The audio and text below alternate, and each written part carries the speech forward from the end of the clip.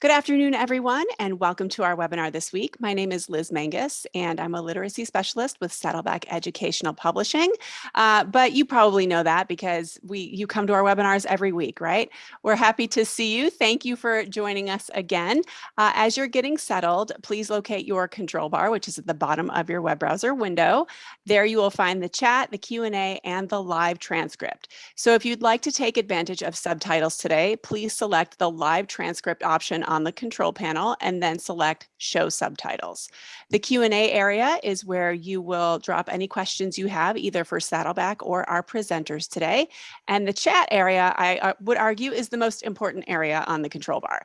So the chat area is how you are going to communicate with us and with all of your fellow attendees. Just a friendly reminder that before you hit send on your chat, that you select all panelists and attendees from the dropdown to ensure that everybody can see your comment. If you don't do that, only a handful of us will see it. And as I like to say, that's just not as much fun. So please select all panelists and attendees from the dropdown in the chat. We will also be putting a link to the handouts in the chat, but there will be a QR code on the slides today that you can also use to access the handouts, and that may be more convenient for you. So we encourage you to check that out. We are also on Twitter. This slide shows you where all the cool kids are on Twitter. Saddleback and Dr. Richard Cash and Dr. Katherine McKnight.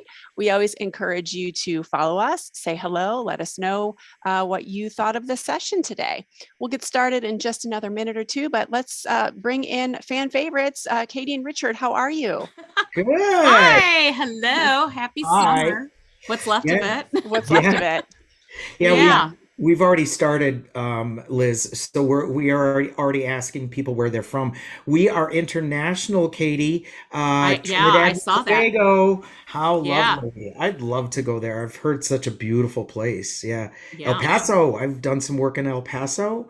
Holton. Oh, and Maine. we have a Canadian too. So our Toronto. good buddy Ken O'Connor is up in the Toronto area too. Yeah. So Okay. cool. Okay. Great. Yeah, awesome. From Yeah. Pennsylvania. Yay. That's great. It's good to see people from all over the place, and hopefully we can give you some ideas that you can apply in your classrooms. It's not really going to matter what grade level you're teaching or really what position you have. What we're going to be talking about today is how do we set that foundation for a emotionally and intellectually safe and secure environment with a foundation in literacy. So I think we've got some really good ideas for you here today. The fun thing is that Katie and I do so much of this together, we could pretty much say what each other's going to say. Yeah. but that's about it. If there's any questions, then it's like, oh, you got to talk to Richard. That knowledge is not there. Yeah. So if something happens with Zoom cut off or something, we're set. We have somebody from Edmonton. Both Richard and I have presented at the Edmonton Teachers Conference there. Yeah, that big one. So yeah. It's the only town I've ever been to that actually has ski slopes in the center of town. And cows like almost running down the streets. Yeah, I mean, it was pretty awesome. Yeah. But I also loved it too, flying into Edmonton because, of course, I'm a big hockey fan. I'm from Chicago, so we say hacky around here. And so there's a lot of good hockey in Canada to watch. There was like multiple options in my hotel room when I was watching TV. So, all right. That. Long Island is represented. Yay. Welcome. Yeah, I got there's another Chicago in here. Yeah. Evanston. Yeah. So Karen, I grew up in Rogers Park. So she'll know what that is. But Rogers Park is the neighborhood just south of Evanston. It's right on the northern border in Chicago. So yeah. Oh, she teaches in Rogers Park. Small world. Oh, I can say Devon and Western. She'll know exactly what I'm talking about. I went to Boone Elementary. You probably know where that is. Oh, Indonesia. Yeah. It's the middle of the night there. That's my high scope people. I hope that's who's on here because I've done a lot of work with high scope in Jakarta. You all need to make sure that you bring me down to the Bali school because I would love to go back to Bali because it was absolutely gorgeous there. The Philippines. I feel like I'm in Miss Universe here. I know, seriously. Yeah, So we can now have start putting in our bio, Richard would say, and their international following. Yes, seriously, you have an international following. I would totally advocate that you do that, because every Well, time you we know have what? you on, Since we have an international following, and now I know we have to start class, but I'm gonna the teacher that I am, I'm gonna teach everybody how to say thank you in Lithuanian. Only 3 million people in the world speak Lithuanian, and the language is more closely related to Sanskrit than any other language. So here it is. You'll never forget it. This is how you say thank you in Lithuanian. Ačiū. Ačiū. Ačiū. really, Yeah, Ačiū. that's thank you. Yeah, and labas rytas is good morning. So there you go. Ačiū. All right, Liz. So Sorry to hijack. It's all Liz now. I need to throw out a hello to Deborah, who's in St. Paul. I'm just over on the other side of the river. I'm in Minneapolis. So hi to you in St. Paul. So yes, let's get started, Katie. Yeah. All right. Well, I would like to formally introduce you. I'm not going to, you guys have been here a lot of times, so I'm not going to formally read the bios and all of that. But everybody knows we're here to talk about setting up an emotionally secure and literacy grounded classroom. This year is going to be a big one, welcoming our students back and trying to create the best and most optimal environment for learning. So to discuss this with us today, we have Katie McKnight, Richard Cash. You know them. They are veteran educators. They are international consultants, and they are authors. This one is one of Katie's many great books, Literacy and Learning Centers for the Big Kids.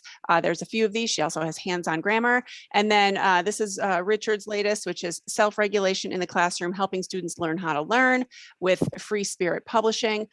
Excellent resources and great speakers. We're very happy to have you both back on the Saddleback webinar series, and I will let you take it from here. So Liz, Right. we're back in the saddle. Yes, back in the saddle. I see what you did there. Okay. Okay, all so right. I'm gonna. What? I didn't get it. Can you do that again? No. No. So I'm gonna start us off here. So we're going to be talking about setting up this, emotionally and intellectually secure environment with grounding in literacy. This comes out of some work that I did this past spring with kids. During the pandemic, all these educational pontificators were out there saying, what is it that we need to pay attention to when kids return to either hybrid or in-person learning?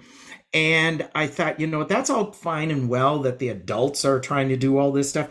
Let's talk to the kids.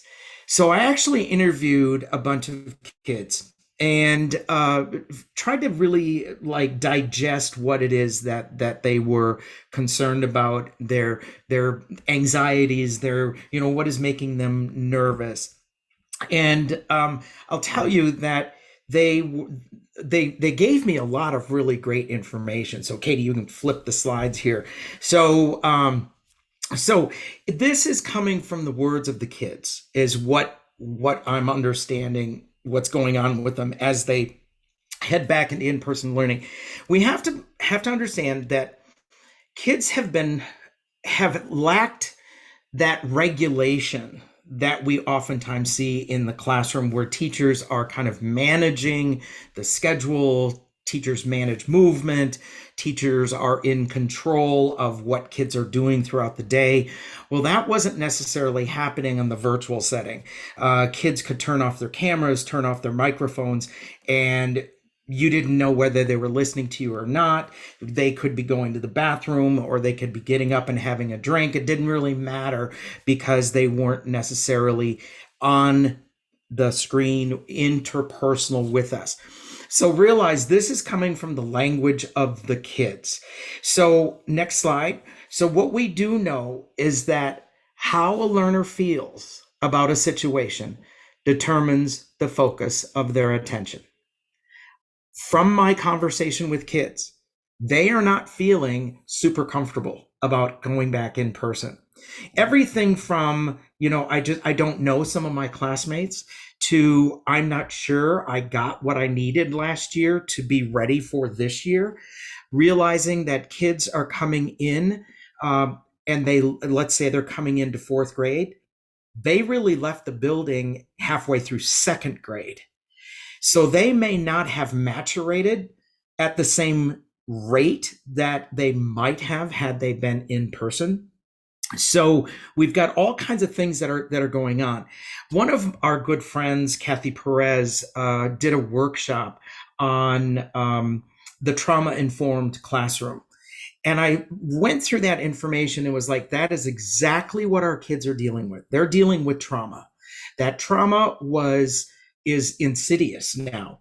And now with the Delta variant, there's even more anxiety because the arguments between the adults of masking up or not masking up, whether people should be vaccinated or not vaccinated, that adult conflict is filtering down to our children. So we have to be aware that they are dealing with trauma. Oh, and Kathy Perez is on. Thank you, Kathy, for being here. And her work guided me towards some of the things that I'm going to be talking about with you today. First and foremost, next slide. First and foremost is that we have to pay attention to the whole child. We cannot just pay attention to the intellectual side of them, nor can we only pay attention to the social and emotional side to them. So what I want to share with you, next slide. Hold on, I forgot to close my door. And we have a new puppy in the house, so she's running all over the place. So I want to share with you my concept of what is called self-regulation for learning. Many of you are using SEL programs, so social and emotional learning programs. I believe that that's just a two-legged stool, social and emotional. So let me show you how we can make it a three-legged stool. So self-regulated learning is a tri-dimensional concept of who we are as learners. And it requires these three co-equal sides to be interdependent upon each other. You can't separate one from the other. They are all interrelated. The first side is what is called the affect side to us. Now, affect, or as Katie says, affect is the way we feel about something. It is when the upper part of our brain, our prefrontal cortex, becomes aware of the chemical reaction that is called emotion. So emotion is a chemical reaction that happens within our limbic system, down in the reptilian side of the brain. It's all reactive, not proactive. So you can't control your emotions, but what you can control are how you respond to those emotions. So the emotional response then is called our feelings. Whether you feel good, whether you feel bad, whether you feel excited, those kinds of things are our feelings. Those feelings, like I said in that very first slide, will tell you how kids are going to focus themselves. If they're afraid, if they're hungry, if they're scared, they are downshifting. And that downshift does not allow them to think up here in the upper part of the brain.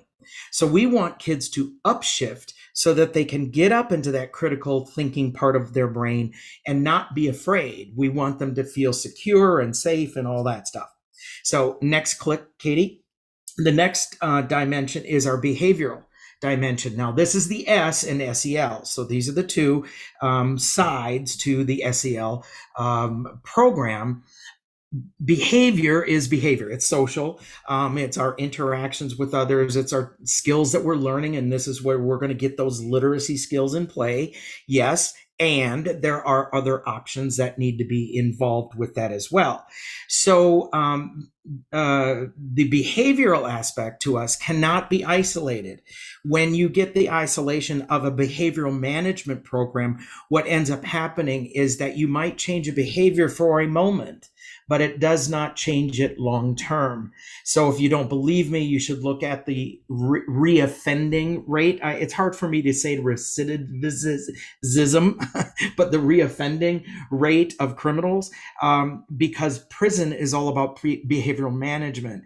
It doesn't take into account the affect, nor does it take into account the third dimension here, which is the cognition dimension. And the cognition dimension has three levels to it.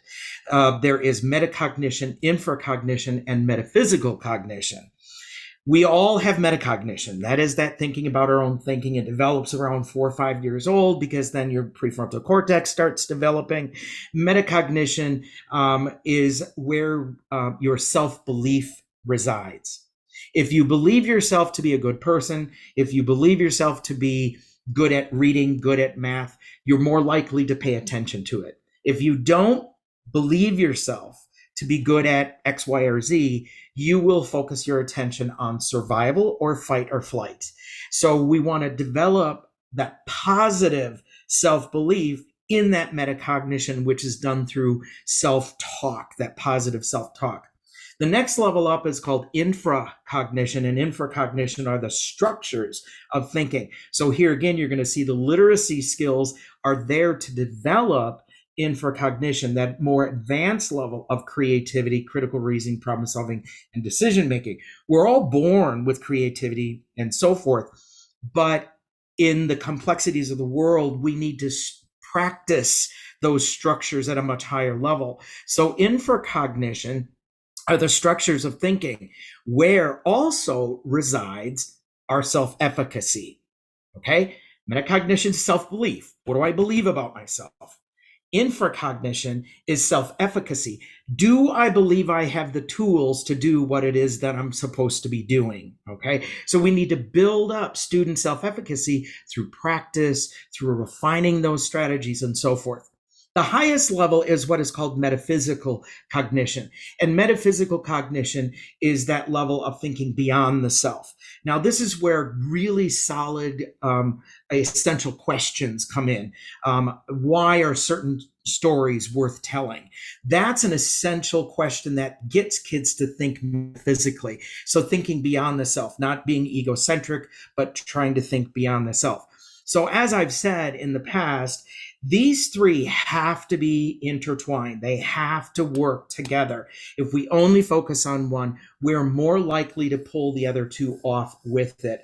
So realize that when we're working with our students, we want to always be asking them the ABCs of SRL, or the ABCs, affect, behavior, cognition, of self-regulation for learning. So A, how are you feeling? How does this activity make you feel? As you read this novel, what do you feel about the characters? B, what are you doing that's working or not working? What are the comprehension strategies that you are using when you start to struggle? Is it working for you? Is it not working for you? C, cognition. What do you believe about yourself as a reader? What do you believe about yourself as the tools that you have available to you to get whatever it is that you need to get done? And then the other part of C is, what's your plan? What's your plan for next time? So A is feel, B is do, C is think. All right. Now, self-regulation develops in 4 stages. Those 4 stages, and I want you to note the subheading to each of these stages here, okay? So the first stage of development is the modeling and observing stage. You're going to see when Katie starts talking about literacy strategies, I'll tell you this is an essential. Kids need to see it, and they need to have it modeled for them. Some kids need more modeling, some kids need less modeling. Now, going up a stage, then they go into what is called copy and do. And the copy and do stage is where kids literally are copying it the way you taught it to them. It is exactly that. It is where they're going to rely on you to support them. When you need to intervene, you intervene. The third stage then is the practice and refinement stage. Now, in the practice and refinement stage, some kids are going to need more practice, some kids need less practice. Same thing with the copy and do stage. All 4 of these stages, by the way, well, all 3 of these stages, some kids need more, some kids need less. Your more advanced learners will spend less time in the copy and do and may need different types of practices in the stage 3.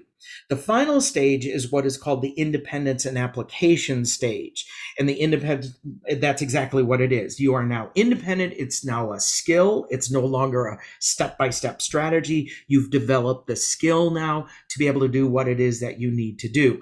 Do look at the subheadings in each one of those stages. And what you'll notice, it looks like the GRR, which was popularized by Fisher and Frey. Now, here's the deal. Fisher and Frey didn't come up with that. It was developed by the people who were researching self-regulation, because those are the stages that we go through to become independent learners. And ultimately, what you're going to see with Katie's model is how we want to propel kids to become not just independent, but to become self-directed, autonomous learners. So independent learners tend to be those learners who we say, here's what you need to do. Now go over there and do it and bring it back to me. That's independence. Self-directed is where I decide what it is I would like to learn, and I set the plan and I consult with the teacher to achieve that. Now, not every kid gets there, but every kid should get there sometimes throughout their educational career. So this next slide that you're going to see here, what I've done is I've taken those 4 stages and cross-related them to the ABCs of development. So you can read through this slide on your own time. But the reason I'm sharing this original model here is because that propels us into this next slide here about that safe and emotionally secure environment and that idea of developing a community. So Katie, yep, flip the slide there. And what I want to share with you is kind of a synthesizing of work from Robin Jackson and Eric Jensen. Robin Jackson did a lot of work with kids in poverty, and Eric Jensen with development of the brain. So the next slide here, you're going to see that there is a structure that I call RIC, R-I-C. I want you to keep this in mind. And I want you to think about when you hear Katie and she talks about these strategies. When you hear her talk about these strategies, I want you to keep this in mind. I want you to keep the RIC in mind. The first R stands for reliable relationships. We need to have reliability within the classroom, which means kids who need the support know they're going to get the support from the people who can provide them the support. It means that that the teacher is a consistent type of teacher. I worked with a teacher years ago who we never knew which teacher was going to show up, whether she was going to show up as Miss Swanson or where she was going to show up as Miss Swamp Monster. So we didn't know, and her classroom was always in disarray because there was never this consistency of reliableness with the kids. And what we have to understand is that, yes, I see this note here from Katie that they've not had reliable relationships for 18 months or if not more. We also know that high poverty schools have the highest turnover of staff. So kids that live in poverty may not have a lot of reliability outside the school, and then they come to school and they have the same issue. We want to make sure that we're the reliable relationship for our kids. That means we connect with kids. Whether you're an elementary teacher or a high school teacher, you might have 150 kids. That doesn't mean you have to know every single individual kid by a person thing. But what you need to do is be able to relate to them, because that's that reliableness. Next is the I, that individual importance. When a child is disadvantaged in the classroom, meaning that they may not be at the same speed level as other kids, they may not be necessarily grabbing a hold of the information as quickly as other kids, they don't feel important. Now, I'm going to use myself as an example here. I was young for my age and young for my grade. I didn't start in kindergarten. We started in first grade. And I was dyslexic before we knew what dyslexia was. And so when I started to read, I couldn't read very well. I couldn't read very fast. In those days, reading fast was an expectation because you had to take all these ridiculous timed reading tests. And I'm going to have Katie talk about that when she comes on, those ridiculous timed reading tests. And I couldn't read that fast. So then, therefore, my self-belief said I'm not a very good reader. And therefore, I lost behavior. I didn't pay attention to the reading behaviors. I felt bad about myself. I didn't have the self-efficacy, so I didn't feel like I had an advantage in the classroom. I never felt that sense of individual importance because I was not good at reading and ultimately was not good at math because I wasn't fast at it. That's the misnomer that we have in education, is that kids need to be fast as readers, fast as mathematicians. That's not true. What we need them to be is deep thinkers. So individual importance, yes, comes from identifying every single child's talent. Every child, every single child in this world has a talent worth developing. My recommendation is you need to find out what makes your kids tick. What makes them important? Every person wants to be unique. Every person wants to be different, but we also want to blend with the herd, so to speak. So what is it that makes your child tick? What is it that makes them special or unique and important? The third letter is C, and that's for community connections.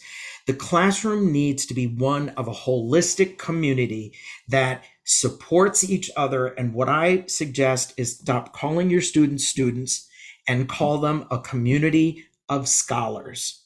A student is passive, sits there and just takes it, gets it.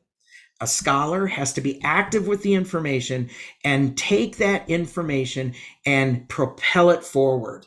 So that is that community connection, the connection of scholars. How do we support each other within this community?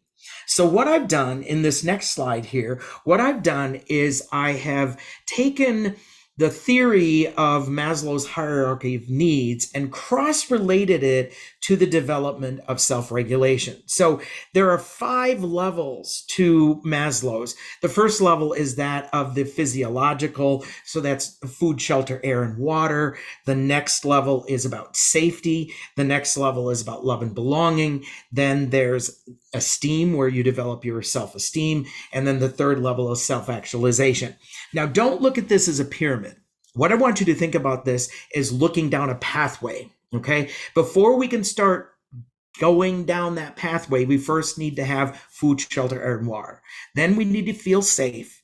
Then we need to feel like we fit, we belong, community connection. Then we can start developing our senses of self-esteem and ultimately get to self-actualization or autonomy. Now, some theorists will tell you no one gets to self-regulate or to self-actualization. Let's look at this as being more autonomous. I can now direct my own learning. So what I did is I took safety on up and cross-related it to the development of self-regulation.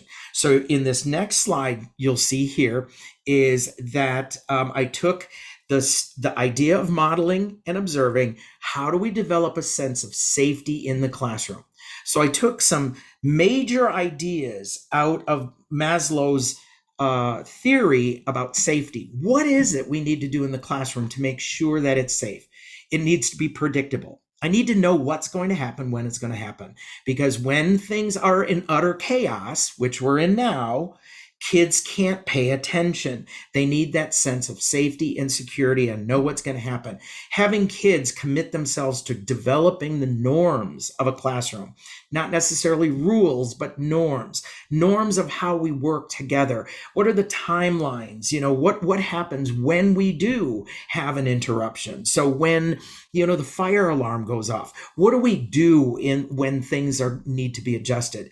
That feeling of security, that I know I'm safe here intellectually. So if I'm one of your advanced kids, they don't like to make mistakes because their fixed mindset is, if I make a mistake, I'm not very smart. So we've got to shift that thinking that making mistakes is a good thing, because everybody needs to take those intellectual risks. We need to make sure that we're using affirmative language in the classroom and stop with the deficit thinking. Deficit thinking is thinking that is you're blaming the victim. Students can't do this, or students won't do this. What I want to clarify here on the term can't and won't, can't is about capacity. So if you say a kid can't do it, that means you need to teach them how to do it. If a kid won't do it, that's about will. Now we need to engage them into what makes the learning worth and have worth and value to it. That's how we break out of deficit thinking. So not stop blaming the students. We need to consider, what are we doing to engage them capacity wise and will wise. Consistency of mood management, I already talked about that. And then that feeling of comfort in the learning environment. That's all your senses. Everybody wants to have a space to call their own, but it's also about the senses that we have in the classroom, the smells, the sounds, the sights, all those things we need to pay attention to. Now, because these slides are all in your handout, and you'll see the little QR code there at the bottom, that's always going to show up in the left corner there, or bottom right corner. That's where you can find the handouts for these sessions. So I am not going to go through each one of the next 3 slides, but Katie, if you want to just kind of click on them for a moment, you'll see how, again, I've broken it down for you. You may want to think about the modeling and observing be the first quarter of your year, copy and do be your second quarter. Then next slide, the practice and refinement be your third quarter. And then ultimately where you have your fourth quarter, which is the independence and application. So think about that. Think through these ideas, see what you think about that. And then also Katie now is going to be sharing with you then the really cool stuff about how this structure now fits and ties in with the development of literacy. Go ahead, Katie. Okay, so hey Liz, do we want to take any questions or such right now? I think we can keep going. There's that one question in the Q&A area that I think we can address at the end, but I think we're good to just keep rolling. Okay, all right, then that is what I will do. Tara, hold on, Katie. Tara asks, where is the handout? Look at the QR code in the bottom right-hand corner, and you just click on that, or put your camera up to that, and it'll take you right to the handouts. Yep, there you go. All right, we try to make things easy peasy, right? All right, and then Nina just put a link in there as well on the Saddleback site. So before we talk about literacy, I want to talk about the science of reading. But even before I talk about this, I want to mention one thing. So Richard and I have known each other for close to a decade now. And when Richard was presenting, we were working together at a school in Indianapolis, and he was presenting a lot of this work about the ABCs of learning and student self-regulation. And I started writing furiously in the back of the room, and of course, as soon as Richard finished, he's like, "No, what were you doing?" He thought I was off task or something. I said, "Look at this," and it was this whole matrix as far as how this structure is synergetic to what we do for literacy learning, for developing reading, writing, speaking, listening, language skills. Oftentimes, we think of social emotional learning or this as an extra. I remember when I was teaching in the 90s, we got a kit for character education. And, I always said that as an English teacher, I'm always teaching character. I'm doing that every day. I don't need a poster to do that. And I see that happening a lot with SEL and this kind of approach, but it really is synergetic. So with that said, I want to talk about science of reading. I'm sure all of you, this is all we're hearing about right now is, SOR, science of reading. My PhD is in reading. It is my passion. It is what I do. It's what I research. It's what I write about. And I need to set the record straight, just like with differentiated instruction. When differentiated instruction came on the scene about 10 years ago, there was quite a bit of misinterpretation as far as what differentiated instruction is. And I feel that way with science of reading. So when I say the term science of reading, I'm just going to take a little poll right now, not an official Zoom poll, but if you wouldn't mind, just putting in the chat area, how is your district, how is your school interpreting science of reading? What do you associate with science of reading? So I'm going to give you a little bit of time to just type that in. And I just want to, find out what you're hearing in your schools, in your communities, in your classrooms, in your districts. So if you could go ahead and type that in, that would be great. When you hear the term science of reading, what do you associate that with?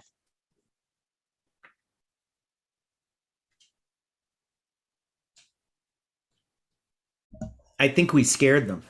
Yeah. Well, and Nina, No, they're starting. No, they're getting in there. yeah, and Nina, Comprehension.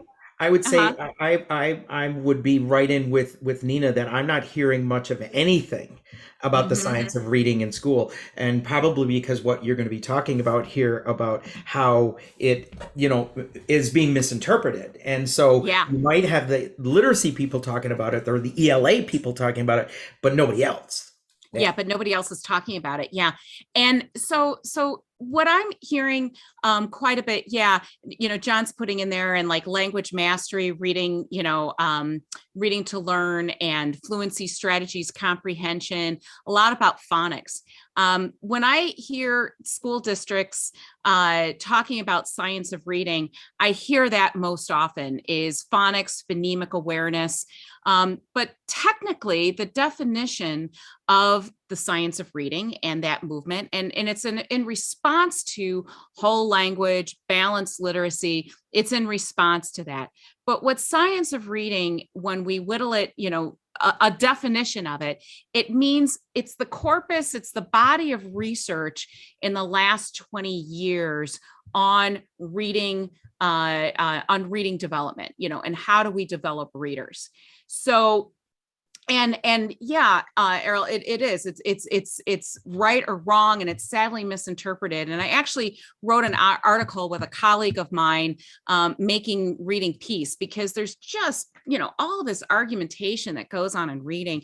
And I just get to the point, like, enough already, is that we need to really make sure, yes, do we need to have phonics, phonemic awareness, word attack? Absolutely. But what's happening is that we're getting myopic about it. And that's what concerns me. So that gets me to the next slide and how it connects to Richard's work. So remember, the science of reading, the definition for the science of reading that has been in journals like Reading Research Quarterly, The Reading Teacher, all of the big nerd journals, research journals and readings, defines the science of reading as the corpus of research that has been recognized by the National Reading Panel in the United States as being as research-based methods, strategies for the development of readers. Okay, that's what it is. Yes, and that the holistic approach is missing. Yes, Errol. And so this is actually a study that I talk about quite a bit. Allington and Gabriel, Richard Allington is one of our most important literacy researchers out there. He's a really important figure, and his work has impacted us in a lot of ways in the reading and literacy nerd world. And he did a meta-analysis, and it was published in Ed Leadership. It's a great article. If we want to have a conversation about science of reading, I would say start here, because he's done a meta-analysis that, without calling it the science of reading, it is the science of reading. And he whittles down in about 6 pages, he and his co-author, what the 6 most important components are. And as we go through them, I want you to think about that slide that Richard had about the affective, behavioral, and cognitive, the ABCs. And as we go down this list, I want you to think in your head, oh, that is a behavioral kind of thing. That is more cognitive. That may be affective. Okay. Could you have more than one? Yes, you can have more than one. And we're using this as a discussion piece as well. And I want you to, we're going to talk about what pattern we see. So the first is that every child reads accurately. Well, that's about phonics and phonemic awareness. Can kids do the letter sound connection? Can they sound out blends? Things like that, word attack. So it's phonics, phonemic awareness. When we talk about older kids, that has to do more with phonemes. So, or prefixes and suffixes is what I meant to say. So prefixes, suffixes, academic vocabulary. A student comes across the word content in a social studies textbook, a continent in a social studies textbook, and they read it as content or content. So they got the initial sound, the middle sound, and the end sound, but they're still not sounding out the word. They don't have the word attack skills to really decode this novel word that they would encounter in academic vocabulary. Okay. And then the second is every child reads something he or she understands. And there's debate about this in the reading world.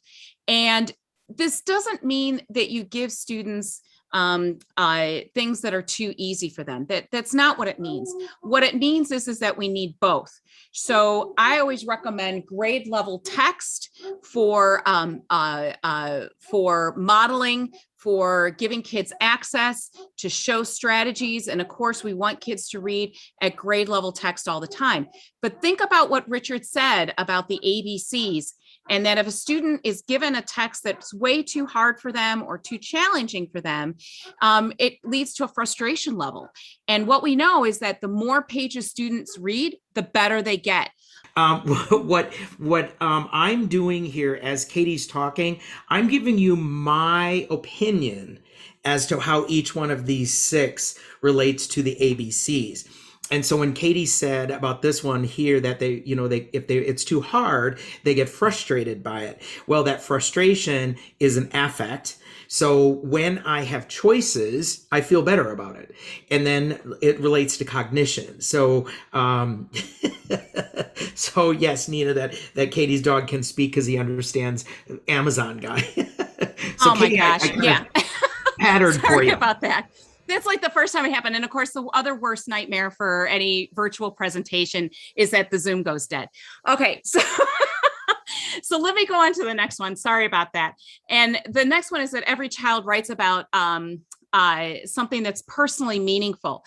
And that doesn't mean that anything goes. What it means is that there's topics within the content study that one can choose. So one example that I give is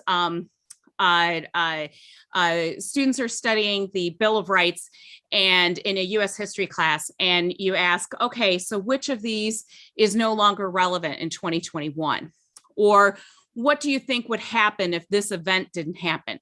So students have choices within that. They're still working on the skill, they're still working on their writing, but they have choice within there. And we know, Richard has talked about this, is that when it's connected with the community, it's personally meaningful, that we're more motivated, we're more engaged.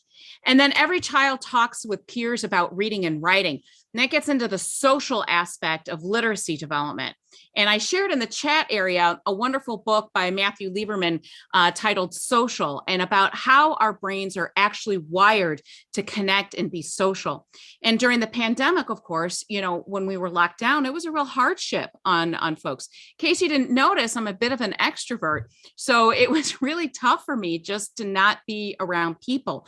Next week, I'm working in the Omaha Public Schools, and it's my first in-person event since March of 2020. And I'm just so excited to just be physically with people. But then, of course, something like this with Zoom, how else will I be able to connect with folks from the Philippines and Indonesia and Azerbaijan, in a platform like this? And then every child listens to a fluent adult read aloud. And that, again, is that social, that modeling aspect of literacy development, of reading.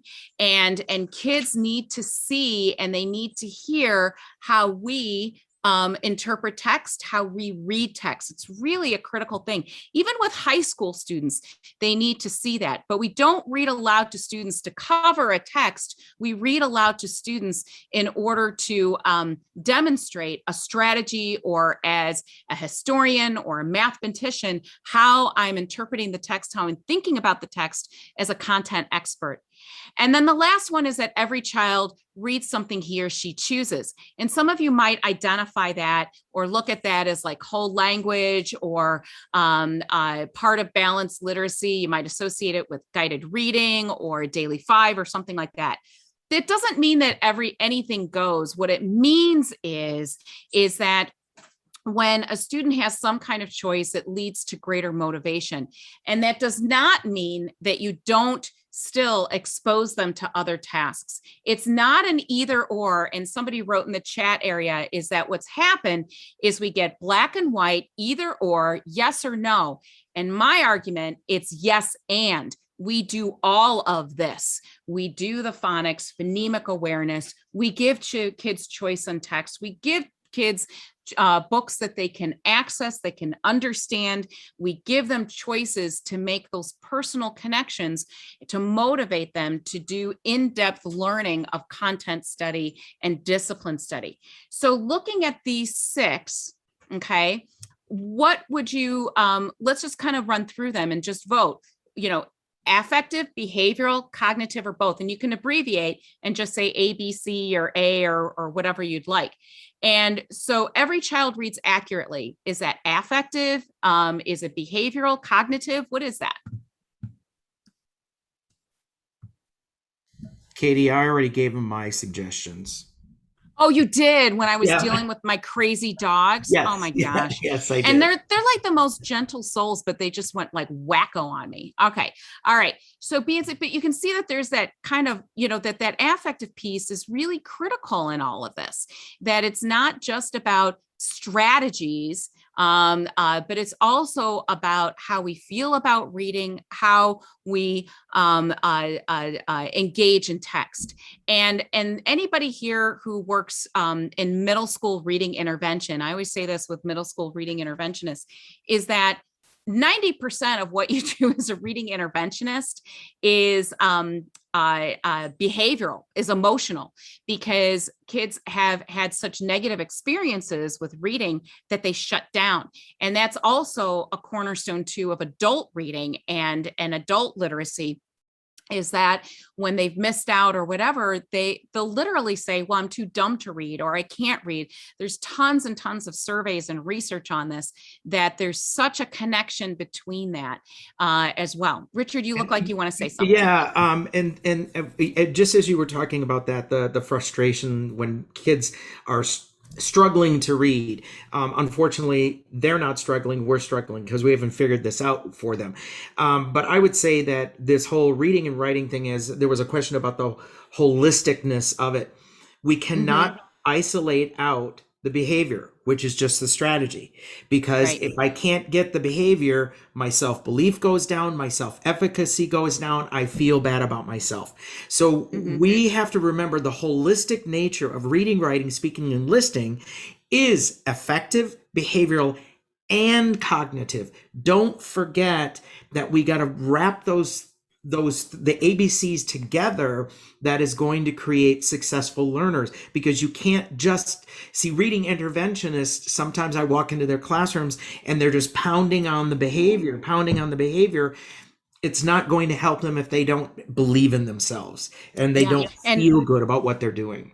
Well, let me add to that too. Dan Willingham, if you haven't read The Reading Mind, that's another book I recommend too.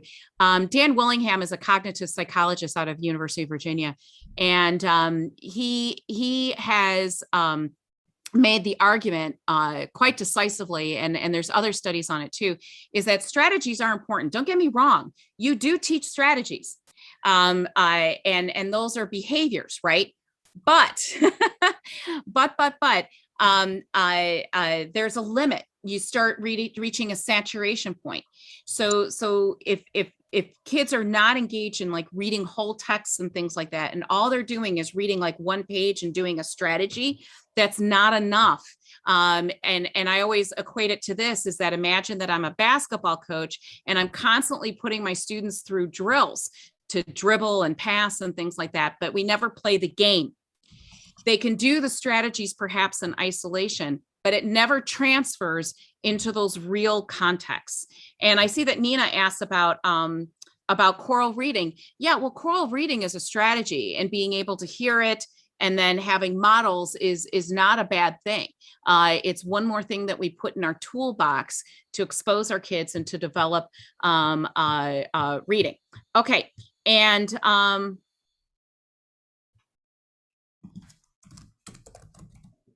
Nina, I'm going to get to that second question about grade level text in a moment. Okay, so with that, what does that look like? And so things like guided reading, daily 5 are not bad program. They're not bad instructional models. They're actually really great, and literature circles. And then I've developed something called literacy and learning centers. And it's really about reading to learn and to dive into disciplines. So we want to create learning activities for our students that involve student choice that Allington is talking about, flexible grouping, which is a differentiated instruction strategy too. So we need to take in flexible grouping, modification of skills. Not all kids need the same skills at the same time. So how do we orchestrate that? And that's also differentiation as well. And all three of these, student choice, flexible grouping, modification of skills, these are all cornerstones of differentiated instruction. And they're also in this model. So I always say that you teach according to this kind of instructional model, whether it's literacy and learning centers or using something like Daily 5 or doing something like guided reading, you're actually fulfilling the idea, the concept, the instructional approach of differentiated instruction. And UDL. And yep, and UDL. Universal And then Design for let's Learning. throw a little formative assessment chaser in there just for fun. Okay, let's do that. Let's sneak that in. And so the structure works like this. The first part is a mini lesson. So in the mini lesson, I'm teaching a skill, covering content. Nina, I might be doing choral reading at that point to expose kids to text and give them practice. And that's the, sometimes we call that I do, that's how gradual release defines it. Richard in his model, that's the first stage, and that's the model and observe. So I need to see how a first grade teacher sounds out words. I need to see how my fourth grade teacher reads a math problem, and to also demonstrate a skill. Like when it gets hard, the text gets hard, what do you do? And then guided practice, that's the copy and do part. And oftentimes I'm asked, hey, Katie, what if the kids copy exactly what I had just done in the mini lesson? And my response, I'm going to let Richard come back on camera. What's the response, Richard? They're at the copy and do stage. Good for them. Yay! Yay! This is good. And then it's also proof that they did listen to me. So that's fine, because that's where they are. And they copy and do, and they get that guided practice. Then we start going to center activities. And that's that third stage, which is practice and refinement. The kids are working more independently and collaboratively and continue to hone their skills and develop that content knowledge that they're going to need as they move along, as they progress through the grades and they get deeper into the disciplines and to content studies. So what exactly is a mini lesson? Well, it's whole class instruction. It's direct instruction. It's short. A mini lesson should never, ever, ever, ever be more than 10 minutes. If you teach high school, I might let you slide at 15 minutes, but it's short. And it's focused. It focuses on one thing. So maybe I'm focusing on how to source a primary source document, or I'm teaching students about the Pythagorean theorem, or I'm doing a writing lesson and I'm teaching about the 7 comma rules. So it's short, focused, and it's chunked. So if I'm covering this today, tomorrow is going to be the next part of it, and incorporates modeling. So in my university days, when I would observe our MAT students and they were starting their student teaching, I think that was my number one comment on feedback when I would see my students do their first couple of lessons is, where is the modeling? Make sure you incorporate the modeling. You need to show your students what to do, what the expectations are, and how you as a reader read text. They need to see that. And then the next stage, so that's modeling and observing, right? As we talked about already. And then guided practice, kids practice the skill or engage with the content knowledge that was introduced in the mini lesson. So we're giving them a second round.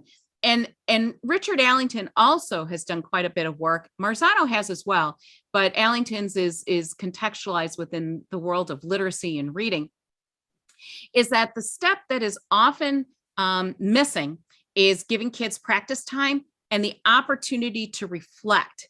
And that is absolutely two of the most important components, as Richard pointed out, because it has to do with infracognition, metacognition as well. And so if we want it to stick, the learning to stick, this is where it happens, is the guided practice, and then also with the center activities. So we want the learning to get sticky, and that's the way to do it. So that's the copy and do.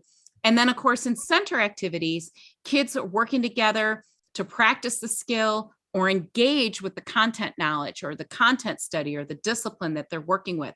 There's always a clearly articulated activity, a point of concentration. So the kids here, they're working together. They're using the strategy sticky notes, and you can see they have a graphic organizer, and they're reading Omnivore's Dilemma. This is a 7th grade class in New Mexico, like about 6 years ago when I was working with them. And you can see that they're reading together, and then they're putting sticky notes in when they have a question, comment, or a connection. You can also see next to that blue tub that there's a piece of cardboard with a piece of paper pasted on it. And that's the directions for the center. So that's what I mean when there's a clearly articulated point of concentration problem to be solved. And so the kids go to that center, they read the directions, and then they can get going. The sticky note strategy had been introduced previously as a mini lesson and guided practice. And now the kids are doing this on their own, okay? And then there's always a teacher-led center, and everyone gets a little squirrely with this. And if you're familiar with Daily 5 guided reading, you know about that teacher-led center. And that teacher-led center incorporates the small group instruction. It allows for differentiation. I can also do formative assessment. Here's something that will be music to your ears. If you're engaged in this kind of a model, whether it's literacy and learning centers or something like Daily 5 or whatever it is, and you're doing that teacher-led center, you should never take home another paper to grade in your entire professional life. Let me say that again. If you're doing this and you have a teacher-led center, you will probably never take another paper home to grade in your entire life, and your whole family will thank you for that. And why is that? Because you're working with the kids in the small group and you're giving them descriptive, on the spot feedback right there. And descriptive feedback, more than anything else that we do as teachers in the classroom, has the greatest, most profound effect on teaching learning, on student learning. And John Hattie has done multiple studies on this. The causal effect is actually quite remarkable. And then, of course, we can also allow for tiered intervention. So that the center activities, that's really where practice and refinement and independence and application reside. Now, I want to give a little shout out too about literacy and learning centers for English language learners. So one of the things that I've done, in my research and looking at English language learners in particular in this kind of environment or this kind of instructional context, is that students get to develop their language proficiency, especially oral language, because they have to talk to their peers about their reading and writing and what they're studying. So there's more of that novel speech that's going on. And then the other thing is that each center has a specific targeted language literacy skill that's associated with the content. So it also gives additional opportunity for English language learners to develop mastery, to get that practice and refinement. And that's really an important thing. I also say too, that when you set up your centers, you must have the directions written. It is not enough to say them, they must be written. And for the little guys, if you teach pre-K or kindergarten, I recommend that you record them, and that when the kids come to that center, there's a QR code that they can scan and they can see you, the teacher, demonstrating how to do that lesson. And it's not as labor intensive as you think. So I can chat about that later on, but I've worked with classrooms when I've done that. And then also, since a teacher is in that teacher-led center part of the model, English language learners have more access to their teacher. And it's interesting because students talk about that all the time. When I get nosy and I start talking to them and interview them and talk about, how this is different, they love getting their teacher in a small group and having that intimate community. And that, again, is what Richard is talking about too, is those relationships. Relationships aren't built by having a poster on the classroom wall. It's this kind of dynamic that happens. And it also aligns with modifications of making sure that your instruction is explicit and systematic, so the students know that it's always mini lesson guided practice centers. They're engaging in that learning community, and it highlights those connections between language, literacy, and content, and that active construction of knowledge that we experience. So, and when we think about it too, those 6 elements that Dick Allington and Gabriel have in their meta-analysis, all of this is in there. It's all intertwined in that. And here's the thing that I hear from students more than anything else when we go to this kind of model and they make that shift, is that teachers will say, I never knew how much my students could do. And then both the students and the teacher will say, I can't believe how fast the class period went, which for every teacher is the greatest compliment you could possibly get, is when a student says, wow, I can't believe how that, is it lunch already? Is it recess already? They can't believe it. And that goes into the Hungarian psychologist, Mikhail Csikszentmihalyi, and his flow theory, that when we're deeply invested, emotionally involved, intellectually challenged, and have creative outlets, we lose track of time. That happens to me sometimes when I'm in webinars with my colleague Richard, and I'm really enjoying what I'm doing. Sometimes when I'm quilting, that happens. When I'm reading, it happens. But when we're thoroughly enjoying and we're involved, and that's what I hear from students and teachers. And guess what?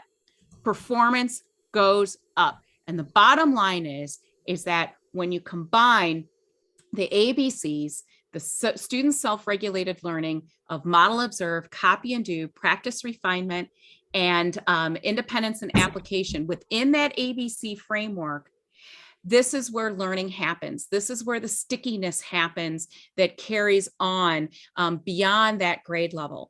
And I also want to say too, not just with the science of reading that I get a little squirrely and nervous about. The other thing that I get nervous about is that there's a lot of pressure on schools and communities and teachers right now to make up for lost time.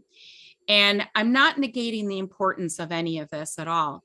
But really, the answer is to go back to what we all know what good teaching and learning looks like, smells like, tastes like. Great teaching and a loving learning environment actually raises test scores. And I have to say that because that's the tail that wags the dog. Yeah. I'm going to jump in on here because you're in flow. And yeah, I am in flow. I know. That's why I'm like, I gotta wrap it up. It's almost 3. What? It is the top of the hour. And Liz, we can't get to all those questions. Is there any way that we can get those questions maybe sent to us in an email and we can respond to them and then send them back to you and you put it out there for them? I don't want to shortchange anyone because there were some really good questions in there, but I also want to respect that we're at the 3 o'clock mark and, we can respond to those individual questions in another way. Yes, absolutely. We can make sure to get the questions to you and you can send them back to us and then we can get them back to the group because we have a ton of really, really great questions. So I hope that's a good thing. Yeah. No, it is a good thing. What is Katherine McKnight talking about now? Katie, Katie, one of the questions in there was about a non-negotiable reading list, and I know you're going to go off on that one. So it needs more than just a minute. So I'm going to start twitching on that one. So everyone out there, thank you so much for being here. It was great to have the conversations that we were having virtually as well as, in person here. And Liz, thank you for having us. It's always such a great joy to work with Saddleback. Katie, I'll see you tomorrow morning. So Yes, yeah, I'll see you tomorrow. And I want to thank Saddleback. I mean, what an amazing thing that they've done in the last 18 months to build this fantastic professional community and platform. And so really thank you to everybody at Saddleback, especially Tim McHugh, who's the fearless leader at Saddleback, and Liz as well, for really making sure that this happens and giving back to our community. Well, we could not do it without you and Richard and everybody else who, volunteers their time to share your work. So thank you very much. And we have been, this webinar is, we've been answering questions as they popped up throughout. So we're not really going to do a formal Q&A at the end today just because we are out of time, but we will get those questions answered. Lots of great questions on mandatory reading lists, on the influence of tech, just all kinds of things. So we'll get those answers out to you, everybody. Before you leave us though, make sure you know what's coming up next week. We have Kelly Ryder from English Learner Portal, and she's going to come and talk to us about making math accessible for English learners. We had Alex Caggiatani on not too long ago giving us a math webinar, and we had a great response to that. So we said, let's do another math related webinar. So Kelly will be here next week. You can register on our website, or you should be receiving an email tomorrow prompting you to register. We'd love to see you. Thank you, Katie. Thank you, Richard. Thank you to everybody for joining us. I see so many thank yous in the, Oh, thank you, everybody. Thanks so much that my fur people were such a rowdy bunch this afternoon. Like that never happens, and they decided to be rowdy. So thank God we work together. Nina. Okay, here is my email address. I'm going to put it in the chat. Nina, I'm glad you asked because I see you work in Houston. I have questions for you, my friend. There you go. So if anybody who needs to email me, go ahead. Nina, look forward to hearing from you. We hope to see everybody next week. Once again, Kelly Ryder will be here, so check that out. Saddleback Digital is still available. It's not going anywhere. Check out our on-demand webinar on our YouTube channel for more information on Saddleback Digital. And I already talked about that. Okay. Thank you, everybody, for joining us. This was great. I loved all the energy. Thank you, Katie. Thank you, Richard. And we'll see everybody next week. Okay. Bye. Bye. Bye.